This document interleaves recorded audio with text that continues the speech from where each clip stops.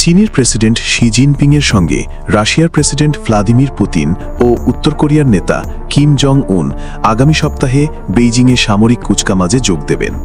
পশ্চিমাদের চাপের মুখে এই তিন নেতার একসঙ্গে প্রকাশ্য উপস্থিতিকে প্রতীকী চ্যালেঞ্জ হিসাবে দেখা হচ্ছে। বৃহস্পতিবার 28 আগস্ট এক প্রতিবেদনে এই খবর দিয়েছে বার্তা সংস্থা রয়টার্স। চীনের পররাষ্ট্র মন্ত্রণালয় জানিয়েছে, ভিক্টরি ডে উপলক্ষে 3 সেপ্টেম্বরের কুচকাওয়াজে 26টি দেশের রাষ্ট্র ও সরকার প্রধান উপস্থিত থাকবেন।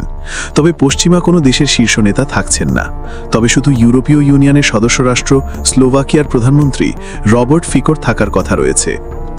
এই কুচকাওয়াজের ঘিরে চীনের সামরিক শক্তির প্রদর্শনের পাশাপাশি রাশিয়া ও উত্তর কোরিয়ার সঙ্গে ঘনিষ্ঠতার বার্তা দিতে চায় বেইজিং।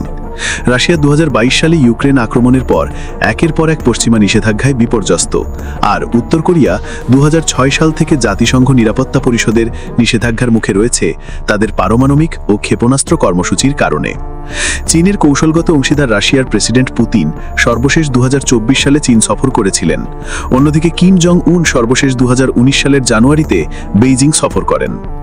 এবারের কুচকাওয়াজে অংশ নেবেন বেলারুসের প্রেসিডেন্ট আলেকজান্ডার লুকাশেনকো, ইরানের প্রেসিডেন্ট মাসুদ পেজাশকিয়ান, ইন্দোনেশিয়ার প্রেসিডেন্ট প্রাভো সুবিয়ান্ত এবং দক্ষিণ কোরিয়ার জাতীয় পরিষদের স্পিকার উন শিক।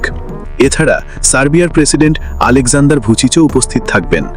জাতিসংঘের প্রতিনিধিত্ব করবেন আন্ডার সেক্রেটারি জেনারেল লি জুনহোয়া, যিনি এর আগে চীনের পররাষ্ট্র মন্ত্রণালয়ে বিভিন্ন দায়িত্ব পালন করেছেন এবং ইতালি, স্যান মারিনো ও মিয়ানমারে রাষ্ট্রদূত হিসাবে কাজ করেছেন। 3 সেপ্টেম্বর তিয়ানানমেন স্কোয়ারে শি জিনপিং বিদেশি অতিথিদের নিয়ে কয়েক হাজার সৈনিকদের অভিবাদন গ্রহণ করবেন।